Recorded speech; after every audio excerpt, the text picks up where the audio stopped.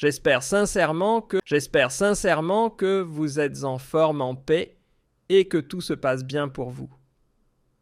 Le thème que nous abordons aujourd'hui n'est pas anodin, il est d'une extrême délicatesse, d'une sensibilité brûlante, et comme à chaque fois que je m'y attaque, je me vois dans l'obligation, presque le devoir moral, de commencer par clarifier mon intention.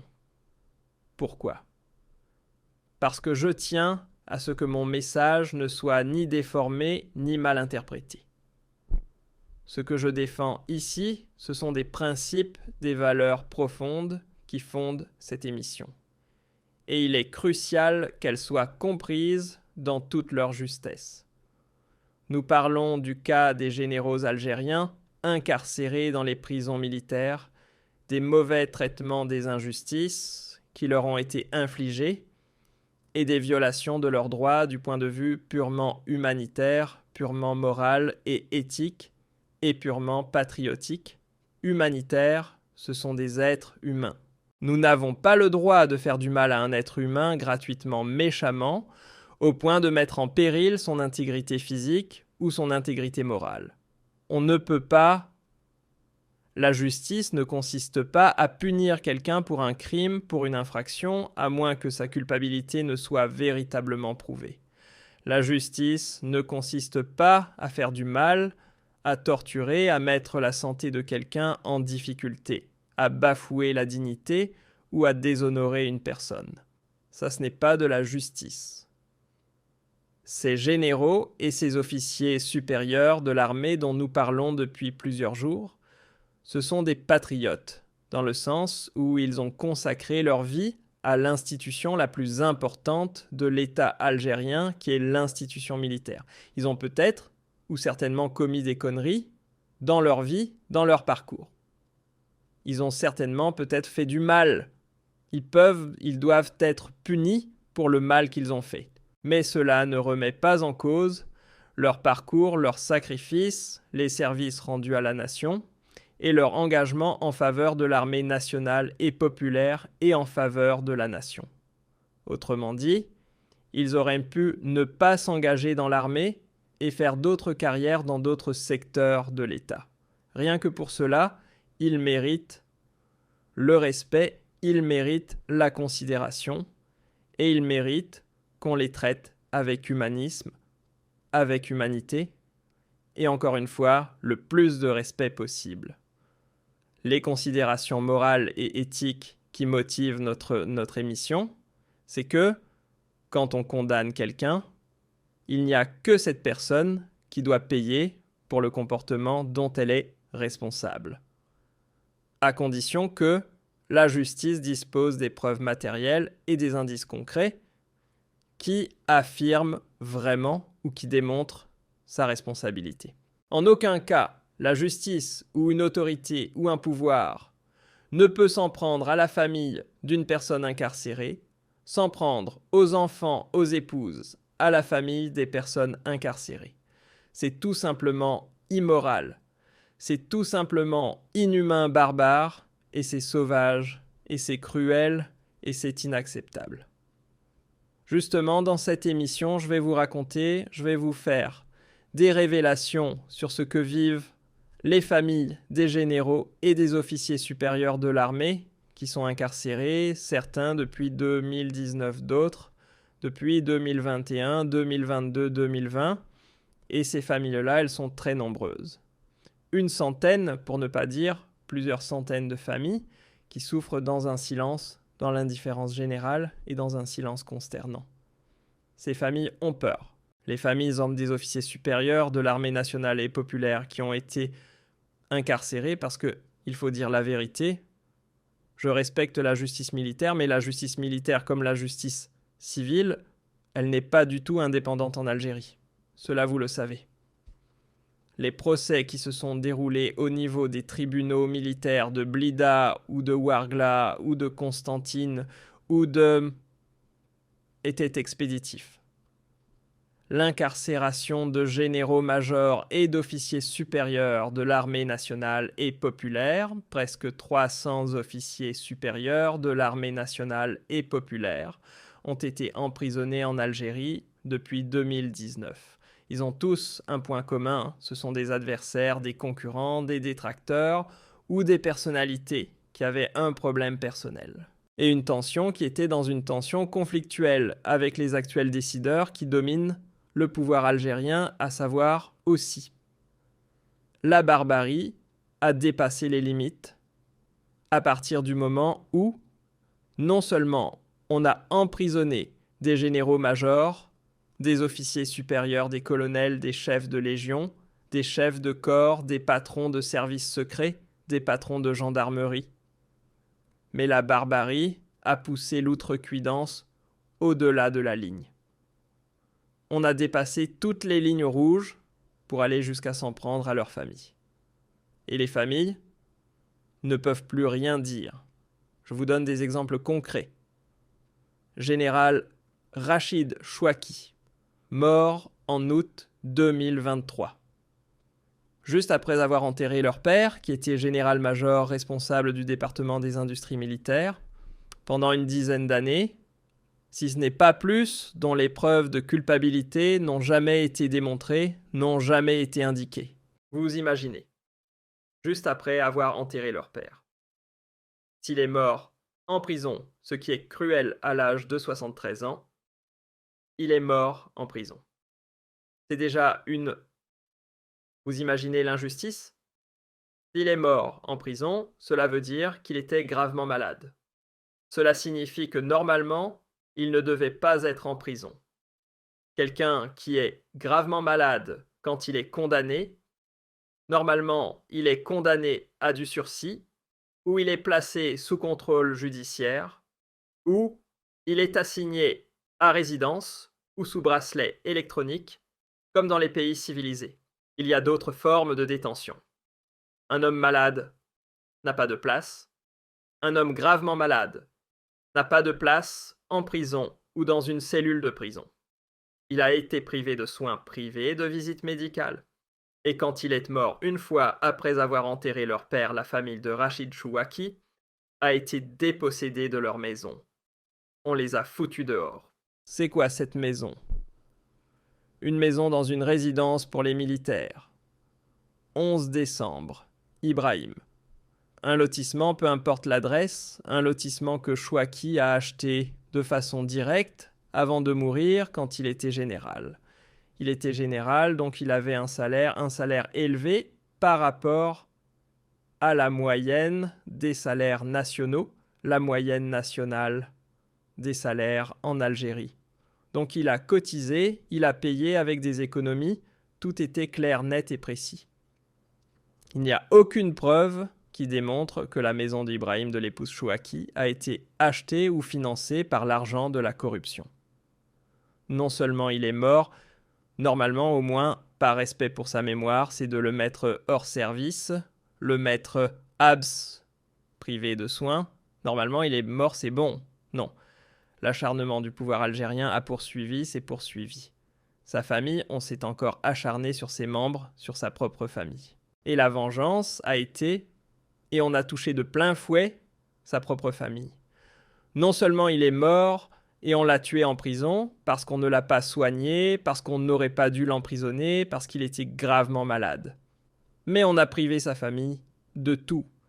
Donc un général-major responsable du département des industries militaires pendant plusieurs très longues années, sa famille se retrouve à la rue.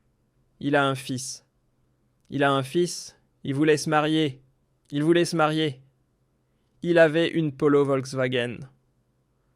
Cela, ce sont des révélations que je vous fais pour que les Algériens et les Algériennes prennent conscience de l'ampleur de la Ogra dans leur pays. La Ogra en Algérie est un problème national parce que personne n'échappe à la Ogra. Tout le monde est victime de la Ogra dans notre pays. Vous pouvez être général, vous pouvez être simple agriculteur, maçon, électricien, ou fils d'un général-major, la Ogra touche tout le monde. C'est pour cela que c'est un fléau national. Le fils de Rachid Chouaki, il devait se marier, il avait une Polo Volkswagen. On l'a empêché de la...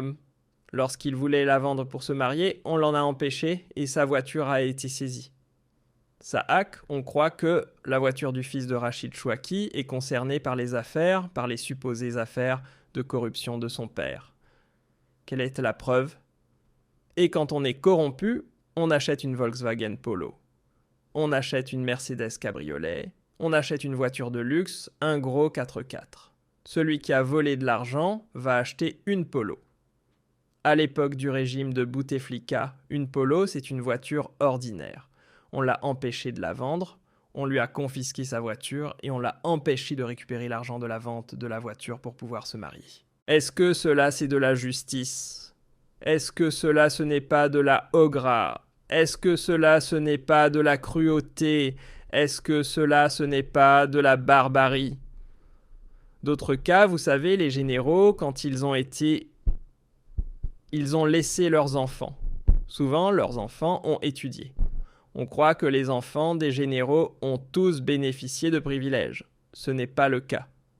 Et encore, tous ces généraux que je vous cite, je les ai tous critiqués. Léam la famille, Léam Abdelkader, Léam le général Schramm, général-major, lui aussi. Il était marié, il est toujours marié, son épouse est d'une famille très riche dans la région de El Oued. Et l'institution militaire, tous les militaires connaissent toute cette histoire. Tout le monde connaît Léam et son origine, mais sa femme, son épouse, que Dieu lui prête, longue vie. Elle était issue d'une grande famille, une famille riche, propriétaire, terrienne, etc. J'adore El Oued. Des gens gentils d'une grande gentillesse très accueillants, des gens d'El Oued très généreux, El Oued qui a donné beaucoup pour l'Algérie. Vous imaginez les biens de Madame Schramm. Elle a hérité de biens de sa famille depuis qu'elle était jeune fille, avant même de se marier. Avant même de se marier, Madame Schramm, récemment, ses propres biens ont été saisis par la justice militaire au nom de la lutte contre la corruption, au nom de la confiscation du patrimoine de son mari, qui a été condamné par la justice et qui a été emprisonné. Quelle raison? Ce sont des biens qu'elle avait quand elle était jeune fille. Elle était jeune fille. Encore une fois, elle était jeune fille. Mais avant même de se marier avec son mari, elle était riche parce qu'elle a hérité de certains biens. Alors pourquoi lui prendre ses biens? Elle est tout la corruption. Une simple petite enquête locale. Il suffit juste d'aller à El Oued et de donner le nom de famille de madame, le nom de jeune fille, et de s'enquérir du patrimoine de sa famille. Et tout le monde va comprendre qu'elle était riche de naissance. Elle a hérité. Ils lui ont confisqué ses biens. Ça, c'est de la justice, ça. Ça, c'est de la justice. C'est ça la justice de la nouvelle Algérie. Pourquoi persécuter madame, la famille de madame? Pourquoi madame? Il n'y a pas de relation. Le fils de monsieur Léam était pilote dans une compagnie privée qui travaille avec Assoud Star Aviation, qui appartient à une autre grande famille de El Oued, le groupe RedMed. Star Aviation, c'est quoi? C'est une compagnie, c'est un taxi aérien. Ils ont une flotte de 2 à 3 jets. Ils transportaient le personnel, les employés, les cadres des géants des compagnies pétrolières, des compagnies étrangères qui étaient basés dans le sud du pays. Et il leur arrivait de travailler avec des hommes d'affaires, etc., qui cherchaient à louer des jets. Voilà, c'est ce qu'on appelle un taxi aérien. Voilà, c'est-à-dire, il a une flotte de taxis aériens. Eh bien, le fils de le groupe Star Aviation a subi des pressions. On a exercé contre la société Star Aviation des pressions pour arrêter le fils de Schramm. Il ne pouvait pas continuer. D'ailleurs, il ne pouvait pas travailler ailleurs, puisque quand on est pilote, il faut un certain nombre d'autorisations pour intégrer des zones de sécurité dans les aéroports et aérodromes. Et comme il a été placé sous interdiction de sortie du territoire national, donc il ne pouvait pas prendre un avion et quitter le pays, et on ne pouvait plus travailler. D'accord, il ne pouvait pas assurer des vols internationaux. Mais pourquoi ne pas assurer des vols locaux? Pourquoi il ne peut pas travailler au niveau local entre Hassim et Saoud et Alger? Eh bien non, parce que c'est le fils de... Et comme Saïd Chengria et l'actuel au commandement du pays, ils ont un problème personnel, un conflit direct avec les âmes. Et comme il y a une histoire de vengeance, de règlement de compte, eh bien, le fils de ne peut pas travailler. Cette histoire, vous pouvez la vérifier. Je demande à Abdid de vérifier toutes les informations que je révèle. Et je demande à tous les Algériens et toutes les Algériennes d'aller poser la question à la famille qui est très connue, la boîte, très connue, la famille du général-major Abdelhamid Riz, ancien secrétaire général du ministère de la Défense nationale dont nous avons parlé hier et avant-hier, qui est entre la vie et la mort et qui risque de mourir dans les heures ou les jours à venir tellement il a été privé de chimiothérapie pendant 7 mois. Il a été privé de droit de vision. Il est très mal pris en charge. Son fils aussi s'appelle son fils. Voilà. Il était pilote à Air Algérie. On l'a arrêté.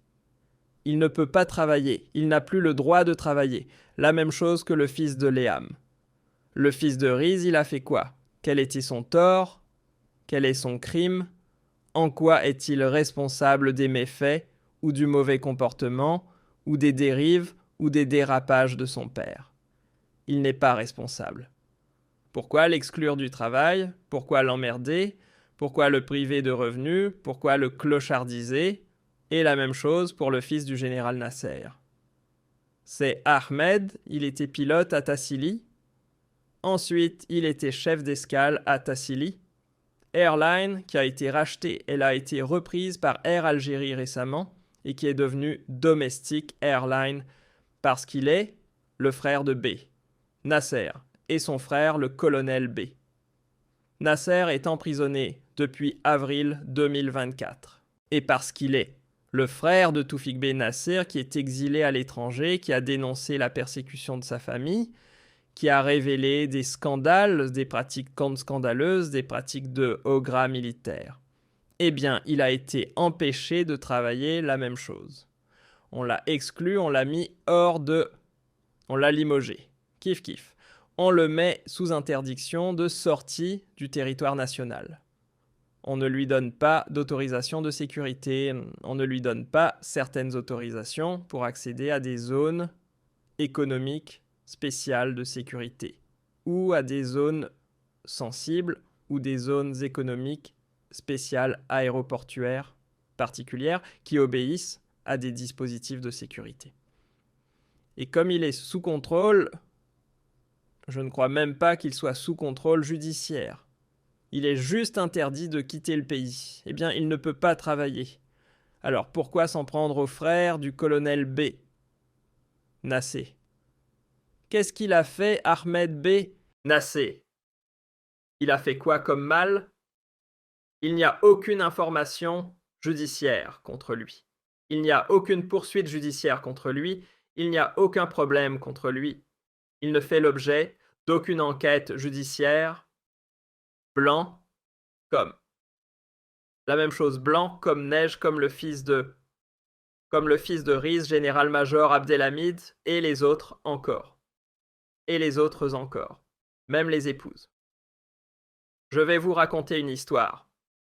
On avait à un moment donné, jusqu'à entre, je crois, 2019-2020, l'ancien patron de la direction centrale de la sécurité de l'armée, la DCSA, il y avait un général qui s'appelait Miloud. C'était en 2018. Voilà Bin Miloud. On l'appelait Kamel le caniche. Pourquoi on l'appelait Kamel le caniche? Parce qu'il élevait un caniche. Il aimait les caniches. En Algérie, le caniche, c'est très bizarre. Ce n'est pas un chien. C'est genre un... Ce n'est ni un chien, ni un chat. C'est un animal totalement bizarre dans l'imaginaire collectif des Algériens et des Algériennes. Celui qui élève des caniches, c'est la chichi, les bourgeois. C'est un chien pour femmes. C'est la chichi, les touristes étrangers. Donc celui dont il était tellement... On le trouvait tellement bizarre parce qu'il aimait les caniches qu'on a appelé Kamel le caniche quand il a été emprisonné, etc. Il a été derrière son affaire. Il a été empoisonné depuis depuis entre 2019 et 2020, son affaire n'a jamais été réellement bien expliquée. Il était patron de la direction centrale de la sécurité de l'armée. Il était avec le clan de Gaïd Salah. Ensuite, Gaïd Salah lui-même s'est débarrassé de lui et l'a mis hors circuit. Par la suite, il a eu des problèmes dès que le système de Gaïd Salah a commencé à s'effondrer. Il a été emprisonné dans des circonstances opaques qui n'ont jamais été précisées parce que les autres généraux, au moins, on connaît un peu leur histoire. On a des briefs d'informations, on a quelques sources, on a quelques détails, on a quelques données sur leur dossier. Miloud, aucune donnée. On lui prête un rôle controversé dans pas mal de dossiers, mais on n'a jamais su la vérité. Mais il avait une épouse qui était... Il a toujours une épouse, elle est toujours en vie, jusqu'à preuve du contraire, elle est toujours mariée avec lui, même s'il est en prison, qui était une femme instruite et qui avait du caractère. Eh bien, la femme, l'épouse du général-major Ben Miloud, elle avait gueulé une fois à la prison militaire de Blida. Il y avait des familles de tous les généraux emprisonnés, et elle a commencé à crier. Elle leur a dit « Mobilisons-nous, allons-y. Allons au ministère de la Défense nationale, on va se rassembler devant le ministère. Nous les épouses, on va bloquer ce ministère. On va demander audience au nouveau chef d'état-major. On va lui dire pourquoi autant d'injustice. Ces généraux qui sont en prison, nos époux, étaient généraux comme toi. Ce sont des officiers d'armée comme toi, ce sont des gens qui ont servi le pays. Et s'ils ont fait des erreurs, est-ce qu'il n'y avait pas d'autre manière de les punir? Pourquoi les mettre en prison tous comme ça? Pourquoi les incarcérer avec cette brutalité? Et pourquoi se venger contre leurs familles? Et pourquoi réprimer et persécuter les familles? Et elle a voulu créer une sorte de comité de soutien et enclencher des actions de mobilisation. Elle a été arrêtée directement. La commission de prévention militaire intérieure.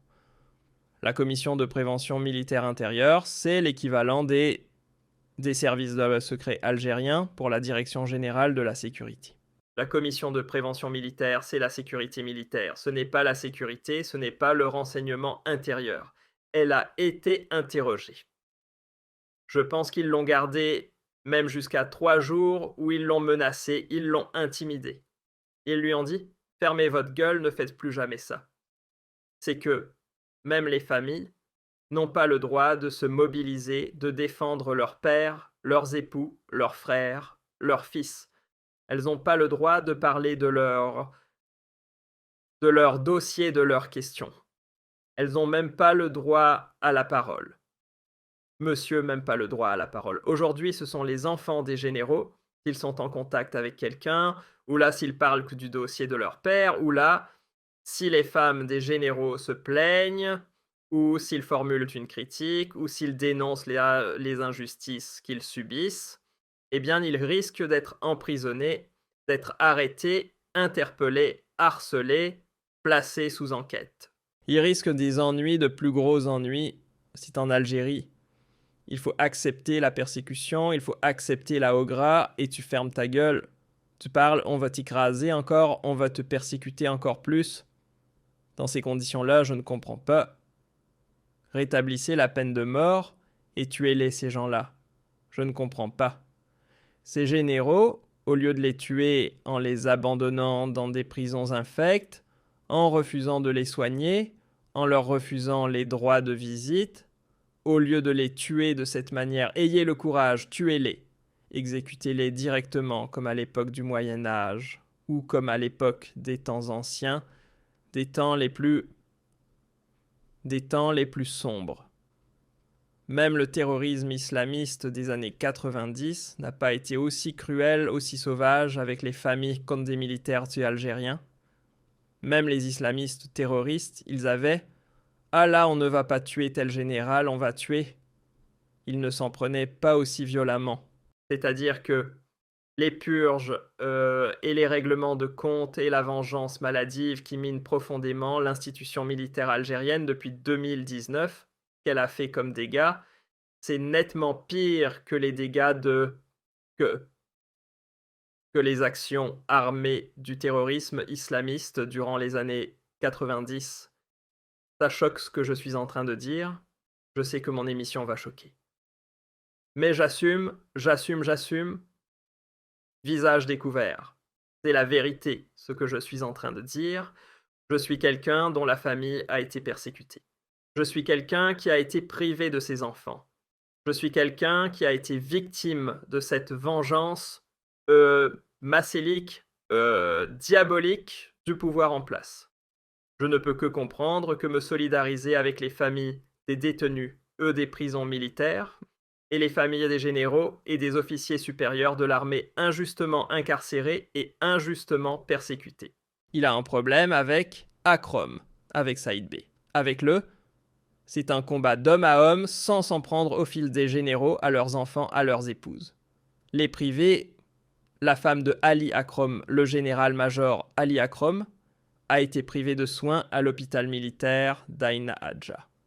Ils ne veulent même pas la prendre à l'hôpital militaire d'Aïn Hadja pour la soigner. Ça, ce n'est pas un combat d'homme à homme. Quand on s'en prend à des enfants et à des femmes, c'est de la lâcheté. C'est de la lâcheté. Et la lâcheté dans notre culture n'est pas une vertu, c'est un vice. Et c'est un vice honteux. Et un jour les lâches retourneront, et un jour les lâches se retrouveront dans la même position qu'ils ont imposée ou qu'ils ont infligée à leurs victimes. Cette émission n'est pas un appel à la vengeance, n'est pas un appel à la haine. Cette émission n'est pas un coup de gueule. Cette émission est d'abord fondée sur des informations réelles que j'ai révélées, des précisions réelles, que je vous apporte des indications et des informations vérifiables. Et c'est surtout un appel aux autorités suprêmes de ce pays pour leur dire « halte à la vengeance, halte à cet aveuglement, halte à la barbarie, halte à la cruauté. Ça vous déshonore et ça vous rabaisse. » Parce que si la justice d'aujourd'hui ne va pas s'occuper, ne va pas demander, si aujourd'hui les Algériens et les Algériennes aussi, s'il n'y a pas de contre-pouvoir qui peuvent vous demander des comptes un jour ou l'autre, il y aura une instance comme par exemple la justice divine qui vous réclamera des comptes et qui vous jugera.